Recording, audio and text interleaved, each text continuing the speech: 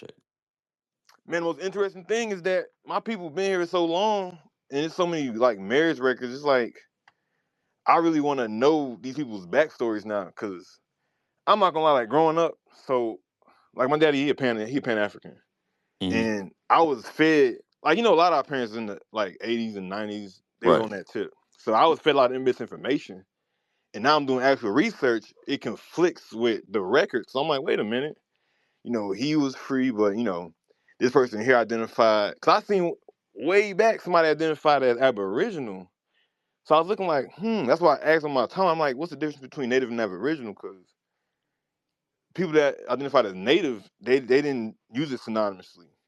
So I wanted to make sure I was clear on that. But now I'm like, I got to go through like all these records and see if I can find more, because it's like military records. They got like marriage, Yeah. what they call it, like birth records and all that, birth certificates, death records.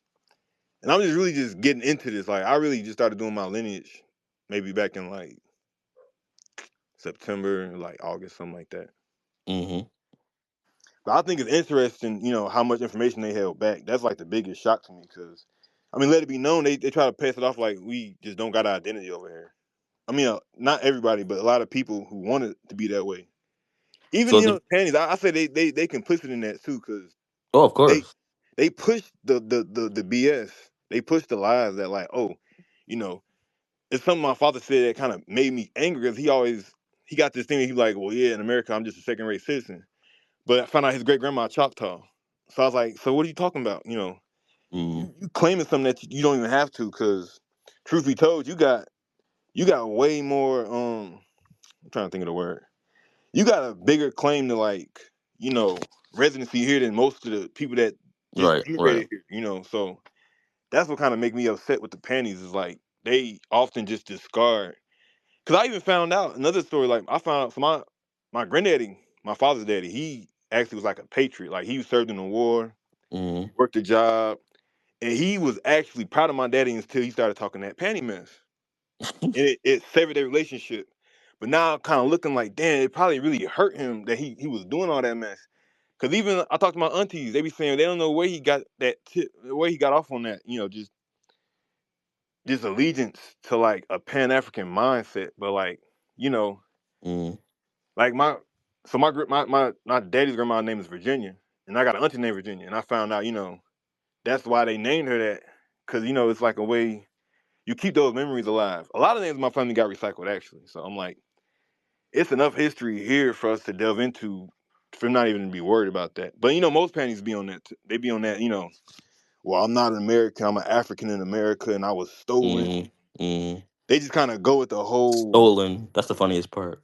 Yeah, and I'm like, They even like to pretend they weren't sold at all. exactly. And see, what throw me off with him is he's actually knowledgeable. He's not one of those panties that just be spewing BS, because he's old and he did his research. But he'll tell you about the slave dungeon in Ghana, and I'm like, okay, but who you think was facilitating them?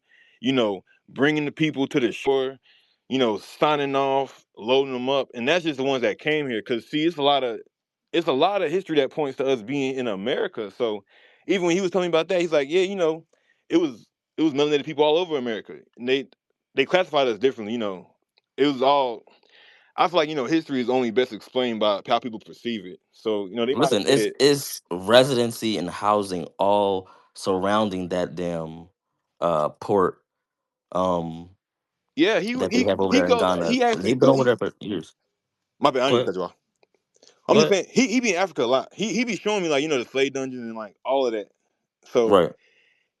I think at a certain point, because another story, like he just told me like when he first went to Africa, right? And he was on that panning tip. He went the first time in the '80s. They told him he wasn't African, and he still to this day he can't really wrap it around his head. It's like those people don't like you, bro. They don't really Right. test you like that, because they told you from the get go, you're not African. Go back to America, and he still be trying to say like, oh well, I'm just a second rate citizen in America, like a lot of them do. But it's like you can't go around thinking that, because that's what they want you to think, so you can just give up your. They want you to give up your inheritance, like your birthrights in this country means so much, and If you voluntarily just get that shit away, my bad. If you voluntarily just give it away, it's like, all right, perfect. We ain't gotta do no work. We ain't gotta try to, trick you off, or we ain't got like you already done fell for the lie. You bought the lie. Cool. That's one less, person we gotta worry about. But just him knowing about his indigenous roots kind of threw me off. Cause I'm like, of your indigenous roots. It was like he told me and stuff. He said, yeah, America was full of melanated people. Like Mm-hmm. the American Indians was all over America, and he know that even up going up to what's considered Canada now, because the territories changed name and all that. But Right. that's Yeah. why I be really vocal, because it's like I grew up hearing the BS, and I even got to hear it like well explained. A lot of these new panties, they just I don't know, they don't even these new panties weak. I ain't gonna lie, they don't even be in Africa at all. But I know for a fact, like my daddy went to Africa in the '80s. He went through the '90s. Yeah. Like he still go to this day. So he tell me stories all the time. He be telling how to they be scamming him, or he done lost good friends because they perceive him a certain way with him being American, and he be really on some like I'm trying to connect with these people. I'm trying to come in good faith, but Nah, Pan Africanism today ain't nothing but a vanity project. for It's real, just all about veiled perception, vanity to be connected to something you're never going to be exactly. accepted in, or a part of, or even visit, or live in. Yeah, it is. Well, he tell me all the time that he said the African government is the most corrupt government he ever experienced, because he's like they let the Asians go over there and do what they want. They Right. still be letting the white people do what they want over there. They even praise the white people. He tell me stories all the time. They be, acting like, we so beneath them, but when it comes to white people, they sell their own people out. They give up, their own birthrights to the land, resources, all that. For I don't know why. I say proximity to whiteness. That's how I always look at it, because it's like it's no it's no way Africa got all them resources, right? Diamonds, gold, they got rubber, salt, all that. And they doing as bad as they are. And what really be making me mad is they come to America and they try to get on us. They try to like, dissect our story. They try to, label us for us. And I be like, it's enough for y'all to worry about in Africa, bro. Y'all ain't even gotta be worried like for me at first it wasn't no beef, but it's like y'all got a lot of nerve to point at us and try to like make us out to be, some nobodies when we got more documents for our land than y'all do for yours. And then it's active like slavery over there. It's actively. I even heard. See, he just told me the Spaniards is back in Africa, buying up land and taking resources. So I'm like, Hmm. it baffles me. But honestly, like I try to keep my energy toward just like contributing to like Soulaan. I was heavy on the FBA, but they be having a lot going on. I still respect the title, because Foundational Hmm. Black American is still a title that it applies to us. So we Right.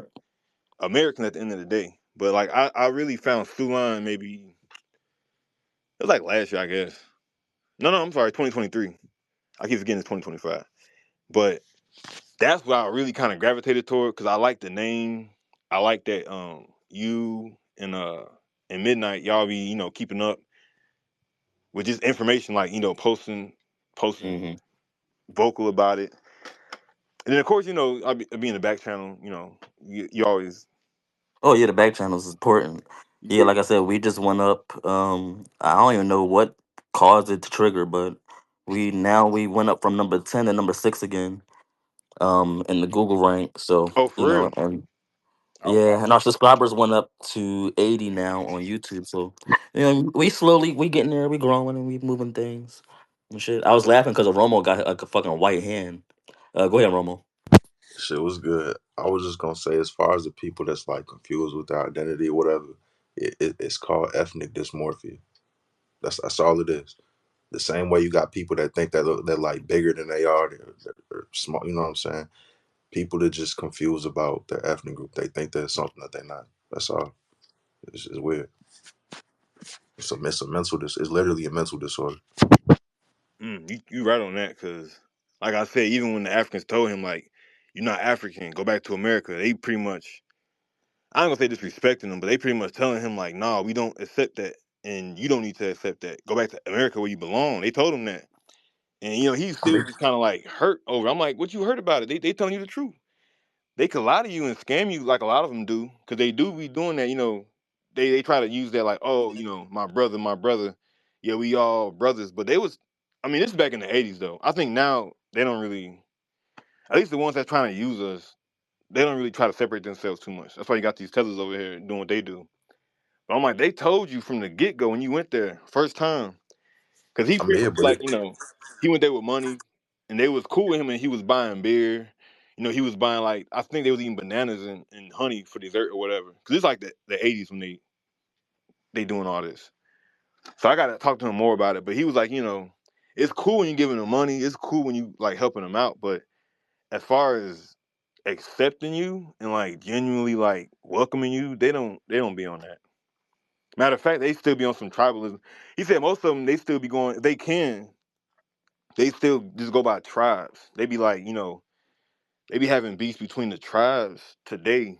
And like, he went to South Africa recently. He said, I forgot the groups that was up in that whole little massacre, but he was like, a lot of them still got secret animosity. They're not gonna say it because the government, they try to do away to tribalism, but they still know from looking at each other like, all right, he belonged to this tribe, he belonged to that tribe.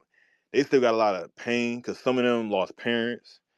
Some of them was like kids when that was going on. So now they like older and they still got the memories, but I don't think it's nothing we can do to help them people. And that's not even trying to be disrespectful. It's like, some people got to worry about their own self. Because we did it. Like, we came a long way in America.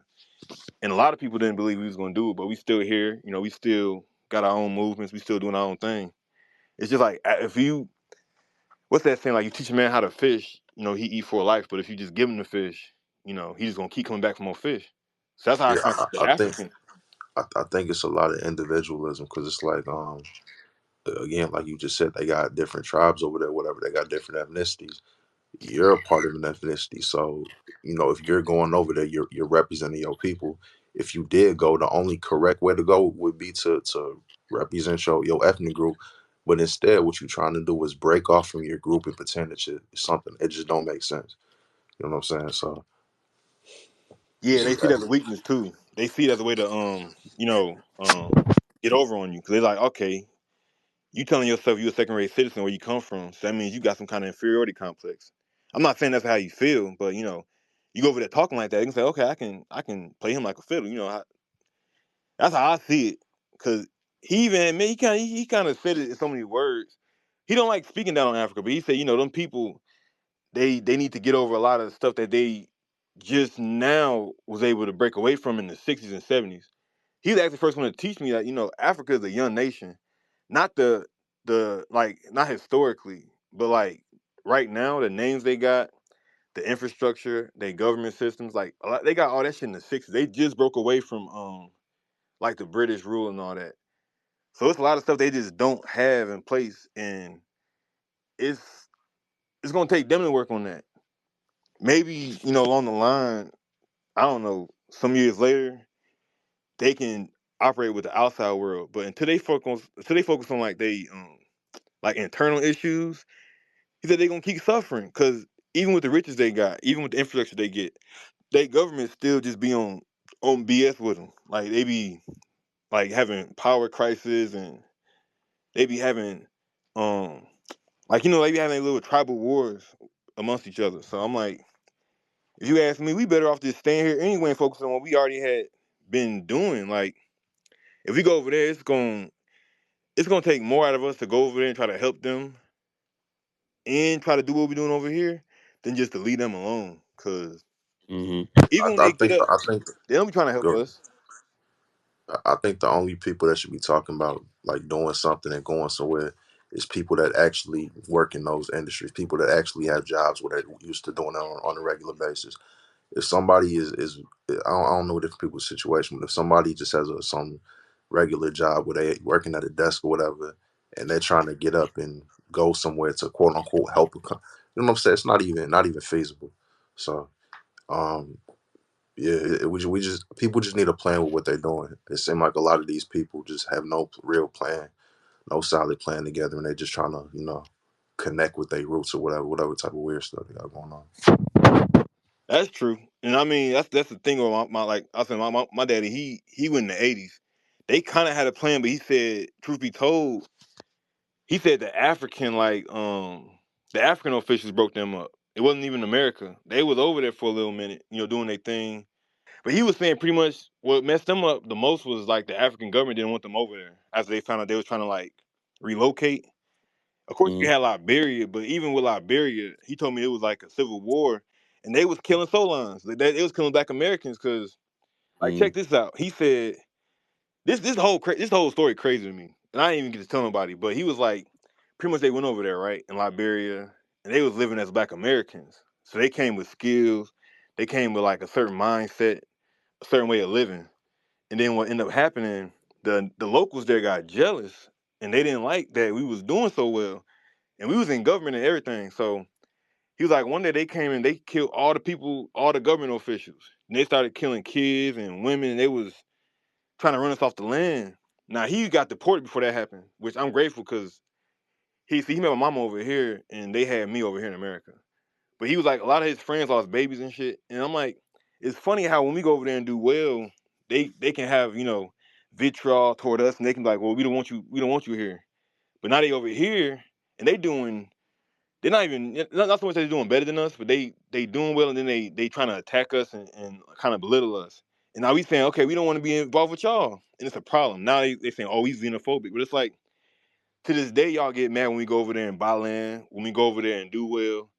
They be, a lot of us, some of us still getting killed over there. So I'm like, it's just interesting that the Africans able to stand on business for their people, but it's like, a lot of people be saying, "Oh, Soulaan, that's a xenophobic group. FBA is xenophobic." And it's like, no, we just trying to protect what's ours. We trying to like stand on our business and like preserve our lineage. Pretty much, that's how I see it. And I mean, if I gotta, damn, I'm trying not to like say nothing vulgar, but like, what? Say it. if I gotta kick some ass, I gotta kick some ass. If I gotta get in the timeline, if I gotta be disrespectful, if I gotta go low, and y'all Mm. being disrespectful, I'm gonna do it back. Like I'm gonna go back at you the same energy because it's a lot of them that been talking crazy like the last Oh, few you mean years. yeah? You mean out of provocation, of course. As Yeah, out of response.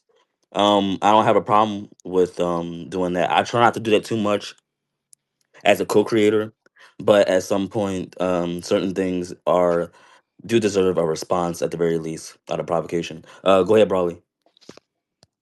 Yeah, no, you had mentioned something along the lines of basically our relationship with Africa, and I agree. I think it's a mistake. I think Romo, you made a very good point calling it what'd you say, ethnic dysmorphia. That's the perfect term. And the mistake that we're making is going over there with this attitude like we're going home. And I think that's backwards. What we should be doing, if we're gonna do anything, we should be looking at Africa the way that other colonial powers look at it. We should be looking at it as an opportunity to exploit resources, and we should be self-serving when it comes to Africa instead of us kind of like being this pan-African messiah sacrificial lamb kind of figure. It's like, nah, maybe, like Romo said, if you're in that type of industry, if you're in manufacturing or something, do what the Chinese do. Go over there, set up a plant, like get something out of those resources instead of looking at them as this like long lost family member that's going to welcome you with open arms, because that as we see is not going to happen. But if we can come up off of it, then I think that could be potentially good. Amber, what's your thoughts on that? I agree 100%. And I've seen enough of us getting like screwed over in the past where you right. It's not beneficial us to try to go over there and like I guess what's the word, like it's not beneficial to try to go over there and try to like mesh with these people. They not, because see what I found out from my daddy be telling me, he was like, a lot of times they do it as a facade. Like they'll get you over there, they butter you up, they get resources. As you know, a lot of the men and the women, they He marry. basically They, saying don't go over there and try to treat them as some type of kin family when they're not doing the same back in retrospect. They're exactly. looking at it as an opportunity, Come up. as a come up. Yeah. Business, man, bro. Just business.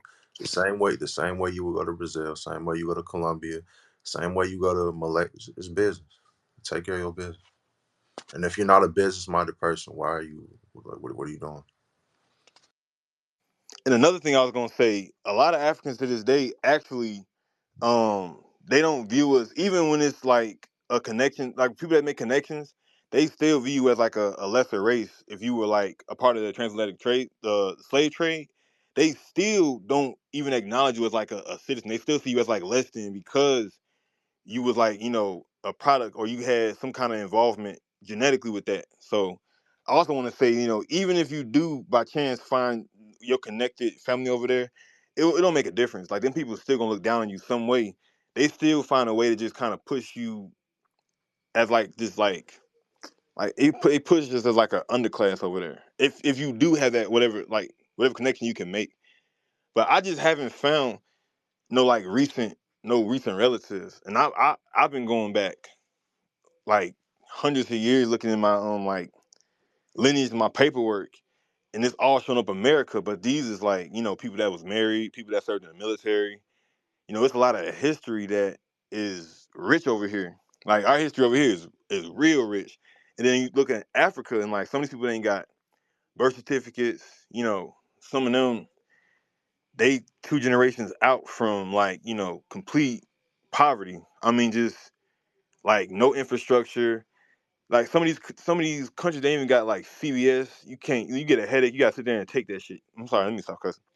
You get a headache, So they don't have much over there that you can even claim, even if you did by chance try to, connect yourself. It's not like they have this like extensive recollection of like their history. But we do. And that's all I'm saying. Like, it's enough over here for us to focus on and really build off of. That kind of hold us back when we go to Africa and try to focus on their problems. Like, that's not helping us at but all. And you see said what you just described. Yeah, there's a generational stigma attached to slavery and having been enslaved, and I think that's mm, why it's very triggering for them when we discover and reclaim our indigenous heritage in America, because now it's a mhm. different frame of the conversation. We're saying, okay, now we weren't brought over here as slaves. The vast majority of us, we were already here, and our land got colonized. It just happened we got colonized a few centuries before Africa got colonized. So now it's a different conversation. We're the it puts us in the position in the conversation of we are the rightful inheritors of this land, and we may have admixture with some people who was brought over originally as indentured servants, and then they established the chattel slavery system. But there's no more this like lost orphan tribeless landless people. It's like, nah, this is our shit. Other people came here. And even worse, it puts them in the position of colonizer now, because now when you come over here talking about, you want to replace us, you're actually joining the Europeans in their colonization of our indigenous land. Absolute. And then him, go ahead. You got something to say?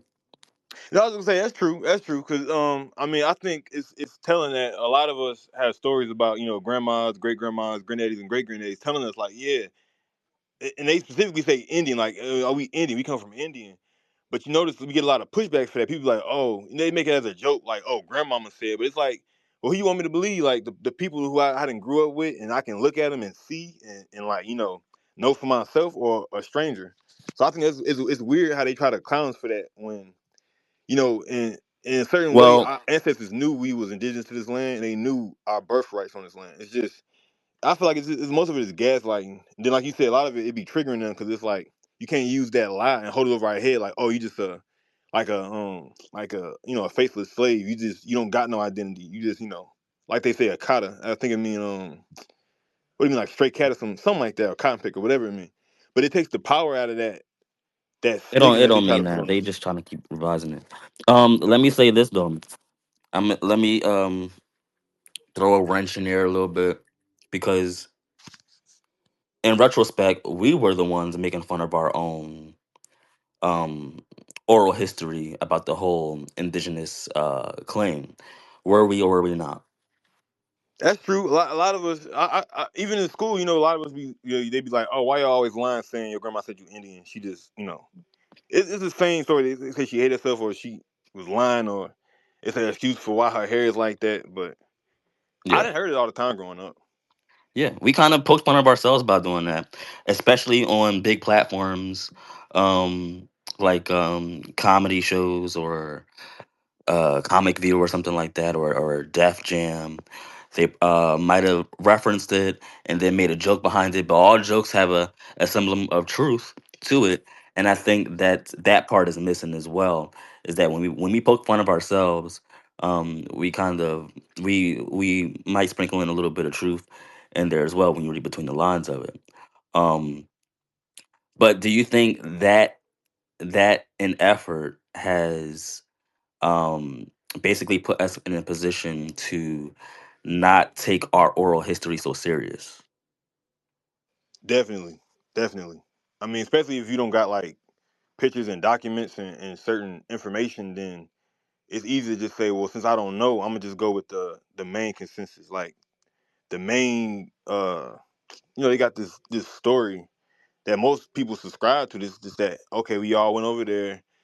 I mean, not us, but they was over there kidnapping Africans, and the only way we got here is because they brought us here as slaves. So I think when people are able to use that against us, it makes it harder to disprove stuff like that, and it makes it easier to kind of poke fun at like indigenous people here who or indigenous descendants who know about their history and don't you may not have the exact pictures or because I honestly I'm actually blessed that I got so many pictures of my family. That's one thing I'm actually happy about. I'm trying to get more. Like I'm talking to my mom and my people in Mississippi. I'm like, I need all the pictures I can get. 'Cause I'm putting them together. Tying people to certain areas and even like looking at like they life story. That's why now I'm actually trying to interview my people, my family, and just get their perspective of what they remember from like the '60s, the '70s, the '80s, because all that stuff matter. Like even looking at my friend's birth certificates, none of them say African American. They say Negro or colored, and like I got some of my family that say mulatto, but it's just the fact that if we don't take advantage of this now, like every generation that passed is gonna be harder and harder and harder, and that lie's gonna be able to grow, more and more, and it's gonna be, a bigger monster you be fighting, if you know what I'm saying. Like it's possible now. I feel like we're not too far away from like enough of our relatives that was knowledgeable of that. But if we don't get on it, like if people don't really like get in line and get on code, it might only be like a few generations from just being irreversible. I don't feel that. I don't like to speak negatively, but it's just the truth. Like a lot of us, like I said with the panties, they willingly give up their birthrights here. They willingly just be like, well, I'm not American. A lot of them, they still be saying, I hate seeing an American flag. That's not my flag. I got a Black American Heritage flag, and I got a American flag.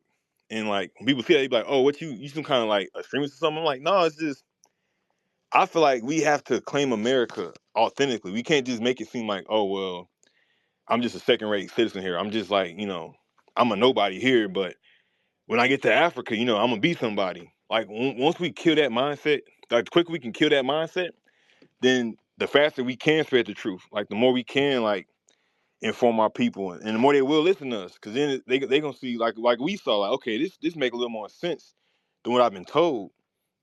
Because even now, like I'm looking at a lot of these records, it's like oh okay, so like a lot of what my grandma was saying, which I think a lot of us we do know is true, but it's like when you hear that ridicule.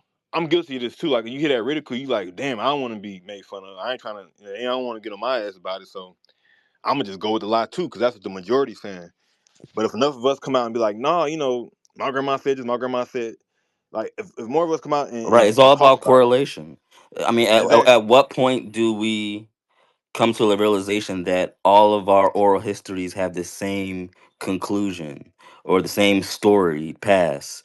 And so at some point we're just like, I mean, is it a lie or is everybody really lying if we're all having, a shared history? This is how culture works. Culture works where everybody has a shared history or a shared commonality or shared traditions, and these are our shared traditions. Our shared traditions are tied to food or tied to these stories, are tied to our elements of talent. Um, and we just got to make sure that it doesn't become unraveled. We have to keep them tied. We can't forget who we are. at the same time. So we have to make sure um, these traditions basically stay intact. True. And I was gonna say, mind you, our great grandmamas and great great grandmamas, they didn't have social media. So that's another thing that just shows you like it's deeper than just, somebody trying to make something up. They're not all making up the same lie and they, wasn't even in context. So how to be possible they all know this information, they all pass this information down, but now it's supposed to just be like what, some big facade y'all trying to dismiss?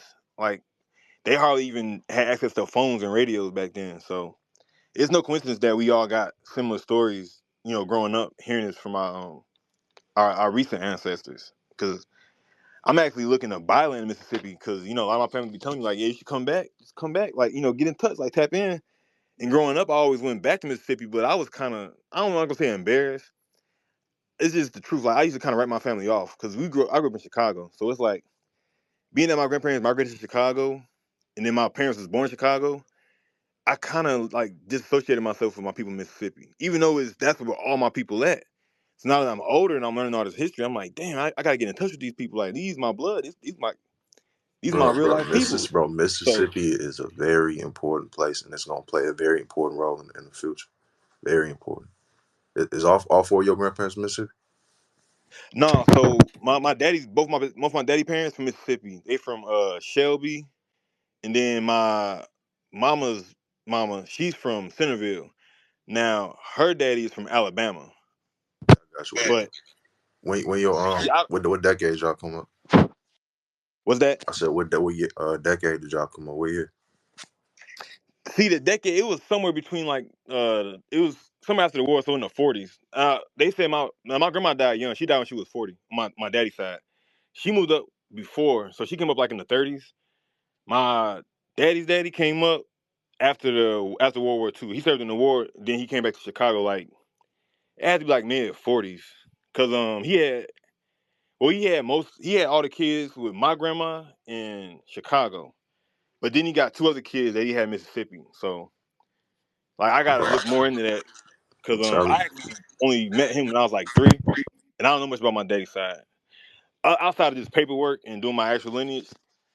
And my grandfather, he was raised in Chicago. He was born in Alabama, 1990, I mean 1932, but he was pretty much raised in Chicago. He came up there when he was a baby. Like his father had like 20 some kids. So Yeah, and then that's I know good. my mama's grandma, she came up like in the 40s too, like late 40s. So Yeah, she would actually go back every year. I know a lot of them used to go back like every year and just go visit.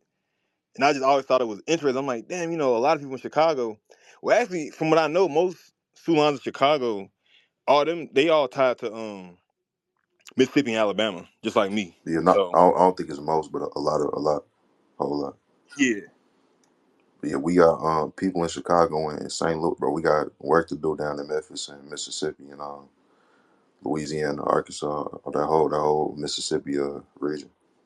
We got work to do. We should have been bringing money back down there. yeah, that's true. And we was kind of doing it. Like I heard, a lot of us, well, a lot of like our grandparents when they went to Chicago and started doing well, and they came back. They was kind of motivating more people to go to Chicago and then like come back home. But I don't think we do that too much no No, more. they Like, did, but we didn't. Bottom line, bro, that Louisiana, Mississippi, Arkansas, it ain't where it's supposed to be. So we just got work to do. That's all. We got money to be bringing down there and development. if anything else you wanted to ask me though, Marat? Um, no, but I wanted to make sure that that message was clear, is that we do keep our history intact, whether that be oral, documented. Um, we can't play games with our history. I think we get to a point where we make jokes about it, but these are inside jokes with us. We know how to troll each other, just like in the chat. We don't take shit too seriously. We know that at the end of the day, we got a goal in mind. We know where the truth lies.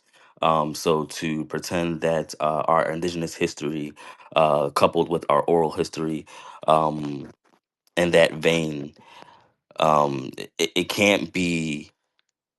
a joke, and I think that it's only a joke after infiltration. I think other people came in and they expounded upon it being a joke, and then maybe some of us started to follow suit on that when it comes to these white agents and these CIA groups that will pay to play. They paid O'Neill to do what he did to the Black Panther Party. Um, he wasn't paid much, but that's what I'm saying. These people will be used for the smallest amounts. I mean, if you look at the indentured servants of America, you look at the Irish or the Scottish or all these people that came over, um, that were used as pawns, um, for small amounts and small charges to basically police us. And they did it because, of course, they wanted to be paid and they wanted to become their oppressors. They wanted to become white. They had no problem with that. If you can't beat them, join them. That's likely where that came from. Them That's having no true. backbone. I was gonna say also, I learned like when they had the riots, and it's true about all the riots, but I know in Chicago when they had them riots after like the war, because pretty much when the white boys went off the war, that's when they really had a lot of them factory jobs for the black people. Then when they came back, they wanted their jobs back, but a lot of us had skills by then because they wanted Mhm. to they it was big on like identifying us by like race as far as what skills we had. So a lot of the Polacks, sorry, a lot of the Polish and like the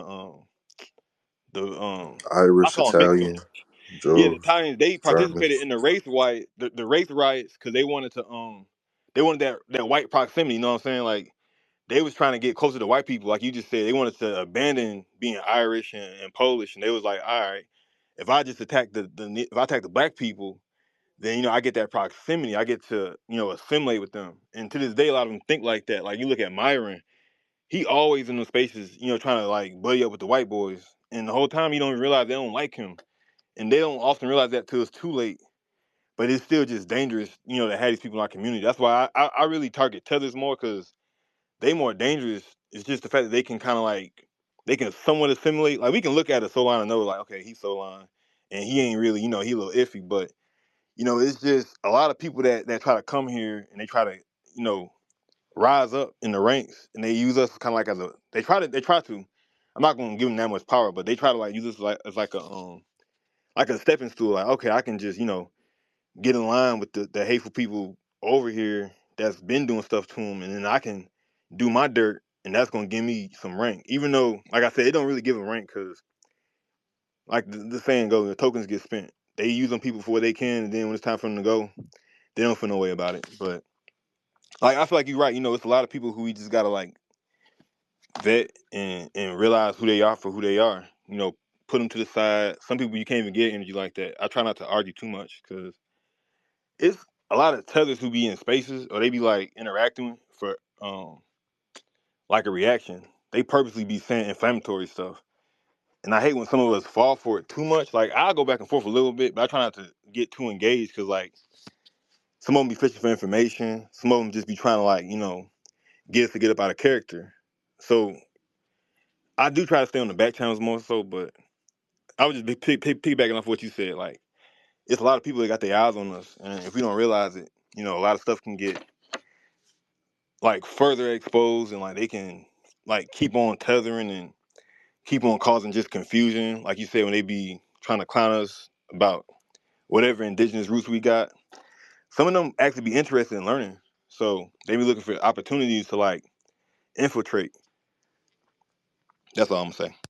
Yeah, you have to study your enemies to a certain degree, and that's exactly what's being done, and that's fine.